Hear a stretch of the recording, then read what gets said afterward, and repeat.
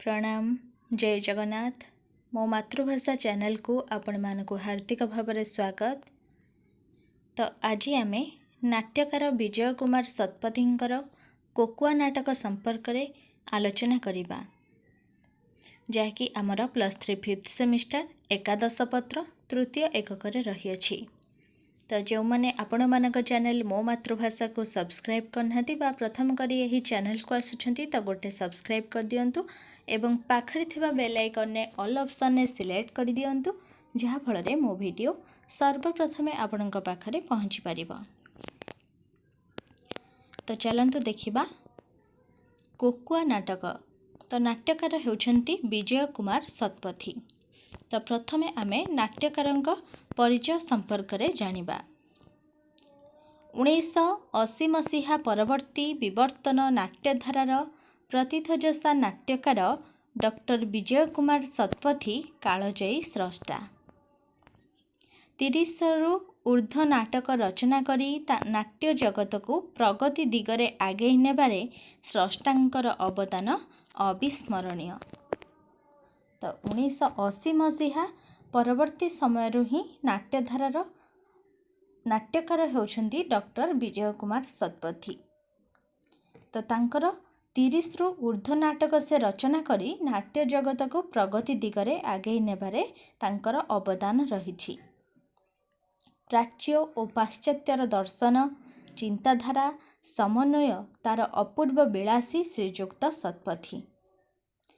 Myth लोक उपादान प्रेरणा संग्रह करी नाट्यकार कालजयी सत्यर संधान रे अनुव्रती। तो प्राच्य पाश्चात्यर दर्शन बा चिंताधारा एवं समन्वय ही अपूर्व विलासी हेउछंती श्रीयुक्त शतपथी। तो मिथ एवं लोक उपादान प्रेरणा संग्रह करी नाट्यकार कालजयी सत्यर संधान रे अनुव्रती। कोकुआ शब्दटी माटीर महाकवि सारला दासंक ओडिया महाभारत रे एक परिचित नाम। कोकुआ जार रूप वर्ण गंध नाही, कल्पनार काल्पनिकतारे तार रूप विकट विभत्स। कोकुआ ही जदुवंशर नाश करिबारे मुख्य भूमिका ग्रहण करिथिला। कोकुआ को केही देखि नथिले, मात्र कोकुआ को मारिबार लक्ष्य नहीं यादव माने निज निज मध्यरे हणाहणी होई वंश को उजाड़ी देले। यह थिला महाभारतर कोकुआर कहानी। तो कोकुआ शब्दटी माटीर महाकवि सारला दासंक ओडिया महाभारत रे ही एक परिचित नाम। तो कोकुआ जार रूप वर्ण बा गंध नाही, कल्पनार काल्पनिकतारे तार रूप हेउछि विकट एवं विभत्स रूप। तो जदुवंशर नाश करिबारे कोकुआ मुख्य भूमिका ग्रहण करिथिला। कोकुआ को किंतु केही देखि नथिले, मात्र कोकुआ को मारिबार लक्ष्य नहीं यादव माने निज निज मध्यरे हणाहणी होई वंश को उजाड़ी देले। यह थिला महाभारतर कोकुआर कहानी। 2013 मसीहा ठारू नक्सलवादी आंदोलन भयंकर रूप नेइछि। गोटे सरकारी हिसाबरू जना जाए असंख्य गरिलांक सह युद्ध करुछंती सेना, पुलिस और गृह सेना बाहिनी। नक्सल और माओवादी आंदोलन ताकू दमन करिबा पई सरकारी उद्यमर खबर प्रतिदिन मिलुछि। एपरि एक सांप्रतिक प्रेक्षापटरे विजय कुमार शतपथींकर नूतन नाटक कोकुआर पिंजर गढ़ा होइछि। तो जेतेबेले 2013 मसीहा ठारू नक्सलवादी आंदोलन भयंकर रूप धारण करिथिला, तो गोटे सरकारी हिसाबरू जना जाए असंख्य गरिलांक सह युद्ध करुछंती सेना, पुलिस और गृह सेना बाहिनी। तो नक्सल और माओवादी आंदोलन ताकू दमन करिबा पई सरकारी उद्यमर खबर प्रतिदिन मिलुछि एवं एहीपरि एक सांप्रतिक प्रेक्षापटरे विजय कुमार शतपथींकर नाटक रचित हेला। एथिरे अछि एरकार वन, रक्तलोलुपी कोकुआ नामक काल्पनिक प्राणीटीर विभत्स कांड और पुलिस ऑफिसर अतनुर सरकारी युद्धर कथा। ଏହି ନାଟକର ନାମକରଣରେ ଶ୍ରୀଯୁକ୍ତ ବିଜୟ କୁମାର ଶତପଥୀ ଯଥେଷ୍ଟ ସତର୍କତା ଅବଲମ୍ବନ କରିଥିବା ଲକ୍ଷ୍ୟ କରାଯାଏ।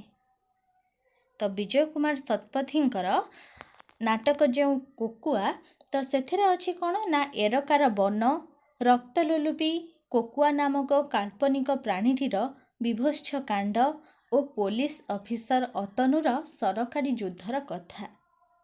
ଏହି ନାଟକର ନାମକରଣରେ ଶ୍ରୀଯୁକ୍ତ ବିଜୟ କୁମାର ଶତପଥୀ ଯଥେଷ୍ଟ ସତର୍କତା ଅବଲମ୍ବନ କରିଥିବା ଲକ୍ଷ୍ୟ କରାଯାଏ। କୋକୁଆ ଏକ ପୌରାଣିକ ନାମ, ଅଦୃଶ୍ୟ ଭୟାନକ ବିଭତ୍ସ ରୂପରେ ରୂପାୟିତ। ନାଟକ ସାରା ଆତଙ୍କବାଦ, ଶିଳ୍ପ ଆଉ ଭିଟାମାଟି ଉପରେ ଚାଲିଛି ଲଢ଼େଇ, ବମିଂ ଏବଂ ଆଣ୍ଟି ବମିଂ ମଧ୍ୟରେ ଲଢ଼େଇ। ବିପ୍ଳବର କମାଣ୍ଡୋ ଅଜୟ ମାରାଣ୍ଡି ଲୁଚିଛି ଶ୍ୟାମାନନ୍ଦଙ୍କ ଆଶ୍ରମରେ। ତ କୋକୁଆ ହେଉଛି ଏକ ପୌରାଣିକ ନାମ। ତାର ରୂପ କ'ଣ ନା ଅଦୃଶ୍ୟ ଭୟାନକ ଏବଂ ବିଭତ୍ସ। ନାଟକ ସାରା କେବଳ ଆତଙ୍କବାଦ, ଶିଳ୍ପ ଆଉ ଭିଟାମାଟି ଉପରେ ଚାଲିଛି ଲଢ଼େଇ, ବମିଂ ଏବଂ ଆଣ୍ଟି ବମିଂ ମଧ୍ୟରେ ଲଢ଼େଇ। ବିପ୍ଳବର କମାଣ୍ଡୋ ଅଜୟ ମାରାଣ୍ଡି ଲୁଚିଛି ଶ୍ୟାମାନନ୍ଦଙ୍କ ଆଶ୍ରମରେ। ଶ୍ୟାମାନନ୍ଦଙ୍କ ପାଳିତା କନ୍ୟା ମନିକା ଅଜୟ ମାରାଣ୍ଡିର ସେବା କରୁ କରୁ ତାକୁ ଭଲ ପାଇ ବସିଛି। ମନିକା ବର୍ତ୍ତମାନ ଗର୍ଭବତୀ। ତାକୁ ବିବାହ କରିବା ପାଇଁ ପ୍ରତିଶ୍ରୁତି ଦେଇ ଚାଲି ଆସିଥିବା ପୋଲିସ ଅଫିସର ଅତନୁ ନିଜକୁ ନିରାପଦ ଦୂରରେ ରଖିଛି। ମନିକା ବି ଦୂରତା ରକ୍ଷା କରୁଛି, କାରଣ ସେ ହିଁ ଲୁଚେଇ ରଖିଛି ଆଦିବାସୀ ଅଜୟ ମାରାଣ୍ଡିକୁ ଆଶ୍ରମ ଭିତରେ। ତ ଯେତେବେଳେ ବମିଂ ଏବଂ ଆଣ୍ଟି ବମିଂ ମଧ୍ୟରେ ଲଢ଼େଇ ଚାଲିଥିଲା, ତ ବିପ୍ଳବର କମାଣ୍ଡୋ ଅଜୟ ମାରାଣ୍ଡି ଶ୍ୟାମାନନ୍ଦଙ୍କ ଆଶ୍ରମରେ ଲୁଚିଥିଲା। ତ ଶ୍ୟାମାନନ୍ଦଙ୍କ ପାଳିତା କନ୍ୟା ମନିକା ଅଜୟ ମାରାଣ୍ଡିର ସେବା କରୁ କରୁ ତାକୁ ଭଲ ପାଇ ବସିଛି ଏବଂ ଗର୍ଭବତୀ ହୋଇଛି। ତାକୁ ବିବାହ କରିବା ପାଇଁ ପ୍ରତିଶ୍ରୁତି ଦେଇ ଚାଲି ଆସିଥିବା ପୋଲିସ ଅଫିସର ଅତନୁ ନିଜକୁ ନିରାପଦ ଦୂରରେ ରଖିଛି। ମନିକା ବି ଦୂରତା ରକ୍ଷା କରୁଛି, କାରଣ ସିଏ ହିଁ ଲୁଚେଇ ରଖିଛି ଆଦିବାସୀ ଅଜୟ ମାରାଣ୍ଡିକୁ ଆଶ୍ରମ ଭିତରେ। ଶ୍ରୀଯୁକ୍ତ ଶତପଥୀଙ୍କ ଦୃଷ୍ଟିରେ କେବଳ କାହାଣୀ ନାହିଁ, ବାରମ୍ବାର ଲାଞ୍ଜିଗଡ଼ ଅଞ୍ଚଳକୁ ଯାଇ ସେ ପ୍ରତ୍ୟକ୍ଷରେ ଦେଖୁଛନ୍ତି କ'ଣ ହେଉଛି ସେଠାରେ। କାରଖାନାକୁ ନେଇ ଆନ୍ଦୋଳନ। ସେଥିପାଇଁ ନାଟକଟି ଏତେ ଶକ୍ତିଶାଳୀ ଓ ସତ୍ୟର ନିକଟବର୍ତ୍ତୀ ହୋଇପାରିଛି। ତ ଶ୍ରୀଯୁକ୍ତ ଶତପଥୀଙ୍କ ଦୃଷ୍ଟିରେ ଏହା କେବଳ କାହାଣୀ ନାହିଁ, ତ ବାରମ୍ବାର ଲାଞ୍ଜିଗଡ଼ ଅଞ୍ଚଳକୁ ଯାଇ ଯାଇ ସେ ପ୍ରତ୍ୟକ୍ଷରେ ଦେଖୁଛନ୍ତି ସେଠାରେ କ'ଣ ହେଉଛି। କାରଖାନାକୁ ନେଇ ଯେଉଁ ଆନ୍ଦୋଳନ ଚାଲୁଛି ତାକୁ ସେ ପ୍ରତ୍ୟକ୍ଷରେ ଦେଖୁଛନ୍ତି। ତ ସେଥିପାଇଁ ନାଟକଟି ଏତେ ଶକ୍ତିଶାଳୀ ଓ ସତ୍ୟର ନିକଟବର୍ତ୍ତୀ ହୋଇପାରିଛି। ସାରଳା ମହାଭାରତର ଏକ କାଳ୍ପନିକ ଚରିତ୍ରର ରୂପକଳ୍ପ ଭିତରେ ପୋଲିସ ଓ ଆଦିବାସୀମାନଙ୍କର ସଂଘର୍ଷ ଓ ଗୁଳିମାଡ଼ ଦେଖିଲେ ଲାଗିବ କୋକୁଆ ମାତିଛି। ଏଥିପାଇଁ ଏତେ ଆତଙ୍କ ଆଉ ରକ୍ତପାତ। ତ ସାରଳା ମହାଭାରତର ଯେଉଁ କାଳ୍ପନିକ ଚରିତ୍ରର ରୂପକଳ୍ପ ଭିତରେ ପୋଲିସ ଏବଂ ଆଦିବାସୀମାନଙ୍କର ଯେଉଁ ସଂଘର୍ଷ ଓ ଗୁଳିମାଡ଼କୁ ଅନୁଧ୍ୟାନ କଲେ ଲାଗିବ ଯେ ସତରେ କୋକୁଆ ମାତିଛି। ଏଥିପାଇଁ ଏତେ ଆତଙ୍କ ଆଉ ରକ୍ତପାତ ଚାଲିଛି। ଆତଙ୍କବାଦୀ ଶିବୁ ମାଝୀ ହିଂସା ଓ ପ୍ରତିହିଂସାର ଖେଳ ଭିତରେ କହୁଛି, ଆଉ ପଛକୁ ଫେରିବାର ସମ୍ଭାବନା ନାହିଁ। ଅଜୟକୁ କହିଦେବ ମୁଁ ଆସିଥିଲି। ଆଉ ଯେ ବା ଯାହାକୁ ଆପଣ ଯତ୍ନରେ ରଖିଛନ୍ତି ଏ ଆଶ୍ରମରେ, ତାକୁ କହିଦେବ ଶିବୁ ଦେଖା ହୋଇଥିଲା। କହିଯାଇଛି ଭଲ ସମୟ କେବେ ଆସିବ ସେ ଜାଣିନି। ଜଙ୍ଗଲ କେବେ ଆମର ହେବ, ଝରଣା ପୁଣି କେବେ କୁଳୁ କୁଳୁ ହୋଇ ବହିବ ସେ ଜାଣିନି। ତ ଯେତେବେଳେ ଆତଙ୍କବାଦୀ ଶିବୁ ମାଝୀ ହିଂସା ପ୍ରତିହିଂସାର ଖେଳ ଭିତରେ କହୁଛି କି ଆଉ ପଛକୁ ଫେରିବାର ସମ୍ଭାବନା ନାହିଁ, ତ ଅଜୟ ମାରାଣ୍ଡି ଯେତେବେଳେ ଆଶ୍ରମରେ ରହିଛି, ତ ଅଜୟକୁ କହିଦେବ ମୁଁ ଆସିଥିଲି। ଆଉ ଯେ ବା ଯାହାକୁ ଆପଣ ଯତ୍ନରେ ରଖିଛନ୍ତି ଏ ଆଶ୍ରମରେ, ତାକୁ କହିଦେବ ଶିବୁ ଦେଖା ହୋଇଥିଲା। କହିଯାଇଛି ଭଲ ସମୟ କେବେ ଆସିବ ସେ ଜାଣିନି, ଜଙ୍ଗଲ କେବେ ଆମର ହେବ ଏବଂ ଝରଣା ପୁଣି କେବେ କୁଳୁ କୁଳୁ ହୋଇ ବହିବ ସେ ଜାଣିନି। ସମାଜସେବୀ ଶ୍ୟାମାନନ୍ଦ ଆତଙ୍କଗ୍ରସ୍ତ ସାଧାରଣ ଆଦିବାସୀମାନଙ୍କର ସେବା କରନ୍ତି। ଅତନୁ ପୋଲିସ ଇନ୍ସପେକ୍ଟର ହୋଇ ସୁଦ୍ଧା ଆଶ୍ରମ ଭିତରକୁ ଇନକ୍ୱାରି ପାଇଁ ଯାଇପାରିନି। ଅତନୁ ଜଣେ ଶ୍ୟାମାନନ୍ଦ ବାବୁ ସଚ୍ଚୋଟ, ତାଙ୍କର ସେବା ଯତ୍ନରେ ଆଜି ଅତନୁ ପୋଲିସ ଇନ୍ସପେକ୍ଟର ଚାକିରି ପାଇଛି। ତ ଯେତେବେଳେ ସମାଜସେବୀ ଶ୍ୟାମାନନ୍ଦ ଆତଙ୍କଗ୍ରସ୍ତ ସାଧାରଣ ଆଦିବାସୀମାନଙ୍କର ସେବା କରନ୍ତି, ତ ଅତନୁ ପୋଲିସ ଇନ୍ସପେକ୍ଟର ହୋଇ ସୁଦ୍ଧା ଆଶ୍ରମ ଭିତରକୁ ଇନକ୍ୱାରି ପାଇଁ ଯାଇପାରିନି। କାରଣ ଅତନୁ ଜାଣିଛି ଶ୍ୟାମାନନ୍ଦ ବାବୁ ସଚ୍ଚୋଟ ବ୍ୟକ୍ତି। ତାଙ୍କର ସେବା ଯତ୍ନରେ ଆଜି ଅତନୁ ପୋଲିସ ଇନ୍ସପେକ୍ଟର ଚାକିରି ପାଇଛି। ଶ୍ୟାମାନନ୍ଦ ବାବୁଙ୍କୁ ପ୍ରଗାଢ଼ ବିଶ୍ୱାସ ଆଉ ଭକ୍ତି କରେ ଅତନୁ।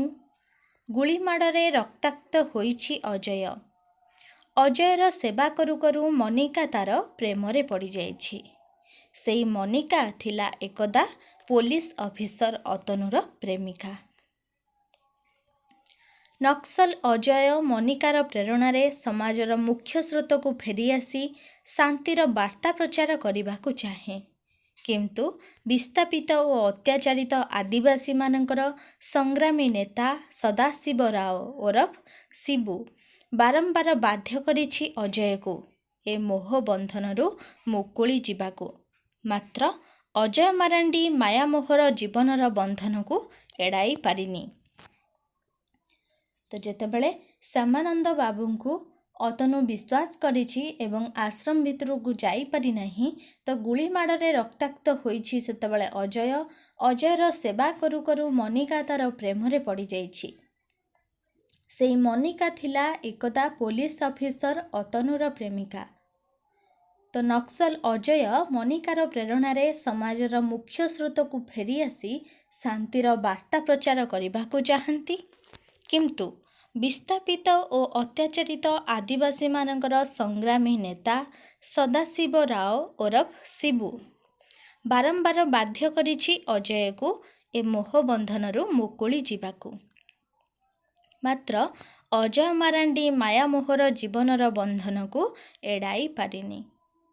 ପୋଲିସ ଓ ମାଓବାଦୀ ଗୋଷ୍ଠୀମାନଙ୍କର ଗୁଳିଗୋଳା ବର୍ଷଣରେ ଆଶ୍ରମ ଭାଙ୍ଗି ହଜିଯାଇଛି। ଗୁଳି ଚୋଟରେ ମୃତ୍ୟୁବରଣ କରିଛନ୍ତି ଅଜୟ ଓ ଶିବୁ ମାଝୀ। ବିଧାୟକ ହରେକୃଷ୍ଣ ଗୌନ୍ତିଆ ପରି କୋକୁଆମାନେ ହିଁ ମଣିଷର ସର୍ବଶ୍ରେଷ୍ଠ ଶତ୍ରୁ। ତ ଯେତେବେଳେ ପୋଲିସ ଓ ମାଓବାଦୀମାନଙ୍କର ଗୋଷ୍ଠୀମାନଙ୍କର ଗୁଳିଗୋଳା ବର୍ଷଣରେ ଆଶ୍ରମ ଭାଙ୍ଗି ହଜିଯାଇଛି, ତ ସେଇ ଗୁଳିମାଡ଼ରେ ହିଁ ମୃତ୍ୟୁବରଣ କରିଛନ୍ତି ଅଜୟ ଏବଂ ଶିବୁ ମାଝୀ। ତ ବିଧାୟକ ହରେକୃଷ୍ଣ ଗୌନ୍ତିଆ ପରି କୋକୁଆମାନେ ହିଁ ମଣିଷର ସର୍ବଶ୍ରେଷ୍ଠ ଶତ୍ରୁ। ମୃତ୍ୟୁର ନାଚ ଓ କୁଢ଼ କୁଢ଼ ଅସହାୟତା ମଧ୍ୟରେ କଅଁଳ ଲତାଟିଏ ପରି ଜନ୍ମ ନେଇଥିବା ଶିଶୁଟିର ଅନିଶ୍ଚିତ ଭାଗ୍ୟକୁ ନେଇ ବ୍ୟଥାତୁର ହୋଇ ଉଠିଛନ୍ତି ଶ୍ୟାମାନନ୍ଦ। ସଦ୍ୟଜାତ ଶିଶୁଟି କେଉଁ ପନ୍ଥାକୁ ଆପଣେଇବ ପରବର୍ତ୍ତୀ କାଳରେ? ହିଂସା ପ୍ରତିଶୋଧ ପ୍ରବଣତା କିମ୍ବା ସତ୍ୟ ଅହିଂସାର ପଥକୁ? ଏହି ଅସମାହିତ ପ୍ରଶ୍ନ ମଧ୍ୟରେ ପରିସମାପ୍ତି ଘଟୁଛି। ତ ଯେତେବେଳେ ଗୁଳିମାଡ଼ରେ ମୃତ୍ୟୁବରଣ କରିଛନ୍ତି ଅଜୟ ମାରାଣ୍ଡି ଓ ଶିବୁ ମାଝୀ, ତ ମୃତ୍ୟୁର ନାଚ ଓ କୁଢ଼ କୁଢ଼ ଅସହାୟତା ମଧ୍ୟରେ କଅଁଳ ଲତାଟିଏ ପରି ଜନ୍ମ ନେଇଥିବା ଶିଶୁଟିର ଅନିଶ୍ଚିତ ଭାଗ୍ୟକୁ ନେଇ ବ୍ୟଥାତୁର ହୋଇ ଉଠିଛନ୍ତି ଶ୍ୟାମାନନ୍ଦ। ସଦ୍ୟଜାତ ଶିଶୁ କେଉଁ ପନ୍ଥାକୁ ଆପଣେଇବ ପରବର୍ତ୍ତୀ ସମୟରେ? ହିଂସା ପ୍ରତିଶୋଧ ପ୍ରବଣତା ପନ୍ଥା କିମ୍ବା ସତ୍ୟ ଅହିଂସାର ପଥକୁ? ତ ଏହି ଅସମାହିତ ପ୍ରଶ୍ନ ମଧ୍ୟରେ ପରିସମାପ୍ତି ଘଟୁଛି। ସମଗ୍ର ନାଟକରେ କୋକୁଆ ନାମକ କାଳ୍ପନିକ ଚରିତ୍ର କୌଣସି ଲୋକକଥାରୁ ନ ଆସି ଲୋକପୁରାଣରୁ ଆସୁଛି। ଥରେ ମଧ୍ୟ ମଞ୍ଚ ଉପରକୁ ଆସୁନାହିଁ। ଯିଏ ଆସୁଛି ବୋଲି ଧମାଗୁଡ଼ା ଆଦିବାସୀ ଗାଁର ବିକୃତ ମସ୍ତିଷ୍କ ଲୋକମାନେ ଘୋଷଣା କରୁଛନ୍ତି। ବର୍ଣ୍ଣନାରୁ ଜଣାପଡ଼ୁଛି ଯେଉଁ ଦାମ ମାଝି ଦର୍ଶକମାନଙ୍କୁ ସତର୍କ କରାଇ ଦେଇଛି କୋକୁଆ ଆସିଛି ବୋଲି, ତାର ଡେଣା ଅଛି ପକ୍ଷୀ ଭଳି, ଡାଇନୋସର ଭଳି ସେ ହୁଏତ ଗୋଟାଏ ପ୍ରକାଣ୍ଡ ଜୀବ ହୋଇପାରେ। ପ୍ରାଗ୍ ଐତିହାସିକ ଅସୁର ଭଳି ଦିଶୁଥିବ। ଅନିଷ୍ଟର ସର୍ବଶେଷ କଦର୍ଯ୍ୟ ରୂପ ଓ ଅନ୍ତର୍ଯୁଦ୍ଧରେ ତାହା ହିଁ ପରିଣାମ। ତ ସମଗ୍ର ନାଟକରେ ହିଁ କୋକୁଆ ନାମକ କାଳ୍ପନିକ ଚରିତ୍ର ଲୋକକଥାରୁ ନ ଆସି ଲୋକ ପୁରାଣରୁ ହିଁ ଆସିଛି। କିନ୍ତୁ ଥରେ ମଧ୍ୟ ତାହା ମଞ୍ଚ ଉପରକୁ ଆସୁନାହିଁ। ଯିଏ ଆସୁଛି ବୋଲି ଧମାଗୁଡ଼ା ଆଦିବାସୀ ଗାଁର ବିକୃତ ମସ୍ତିଷ୍କ ଲୋକମାନେ ଘୋଷଣା କରୁଛନ୍ତି କି କୋକୁଆ ଆସୁଛି ବୋଲି। ବର୍ଣ୍ଣନାରୁ ଜଣାପଡ଼ୁଛି ଯେଉଁ ଦାମ ମାଝି ଦର୍ଶକମାନଙ୍କୁ ସତର୍କ କରାଇ ଦେଇଛି କି କୋକୁଆ ଆସିଛି ବୋଲି, ତାର ଡେଣା ଅଛି ପକ୍ଷୀ ଭଳି, ଡାଇନୋସର ଭଳି ସେ ହୁଏତ ଗୋଟାଏ ପ୍ରକାଣ୍ଡ ଜୀବ ହୋଇପାରେ। ପ୍ରାଗ୍ ଐତିହାସିକ ଅସୁର ଭଳି ଦିଶୁଥିବ। ଅନିଷ୍ଟର ସର୍ବଶେଷ କଦର୍ଯ୍ୟ ରୂପ ଓ ଅନ୍ତର୍ଯୁଦ୍ଧରେ ତାହା ହିଁ ପରିଣାମ। ମୋଟାମୋଟି ଭାବେ ଲୋକଙ୍କ ଅବଚେତନ ମନରେ କୋକୁଆ ବିଦ୍ୟମାନ। କେତେବେଳେ ଦ୍ରଷ୍ଟାର ବିଭ୍ରମ ଭିତରେ ତ ଆଉ କେତେବେଳେ ସାମୂହିକ ତାମସର ଅଭିଶପ୍ତ କୁଢ଼ର ପ୍ରତୀକ ରୂପରେ। ଆମର ପୁରାବୃତ୍ତ, ଶିଶୁଗଳ୍ପ, ପରୀକଥା ଇତ୍ୟାଦିରେ ଆତଙ୍କ ଉଦ୍ରେକକାରୀ ଚିତ୍ର ମଧ୍ୟରେ। ତ ପ୍ରକୃତରେ ଦେଖିବାକୁ ଗଲେ ଲୋକଙ୍କ ଅବଚେତନ ମନରେ ହିଁ କୋକୁଆ ବିଦ୍ୟମାନ ହୋଇଛି।